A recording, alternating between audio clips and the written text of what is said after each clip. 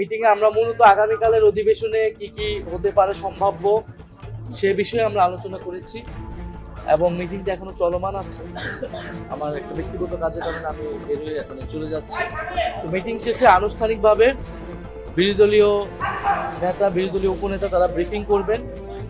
প্রাথমিকভাবে আমরা আগামীকালকের স্পিকার নির্বাচনের কথা, নির্বাচন হওয়ার কথা, ডেপুটি স্পিকার নির্বাচন হওয়ার কথা, এই বিষয়গুলো আলোচনা হয়েছে। সেখানে আমাদের ভূমিকা কি থাকবে, রাষ্ট্রপতির ভাষণের একটা বিষয় আছে, সেই বিষয়ে বিরোধী দলের ভূমিকা কি থাকবে, এবং আমরা যেটা বলে এসেছি যে সংবিধান সংস্কার পরিষদ শপথ যেহেতু আমরা নিয়েছি সংবিধান সংস্কার পরিষদের সদস্য হিসেবে, সরকারি দল নেয়নি, আমাদের একটা দাবি আছে সংবিধান সংস্কার পরিষদের শপথ নেওয়া এবং এই সংসদটাকে সংবিধান সংস্কার পরিষদ হিসেবে কার্যকর করা। সেই বিষয়ে আমাদের আগামীকালকে ভূমিকা কি থাকবে, এই বিষয়গুলো নিয়ে আলোচনা এখনো চলমান আছে। কি সিদ্ধান্ত হবে এটা আপনারা মিটিং শেষে জানতে পারবেন।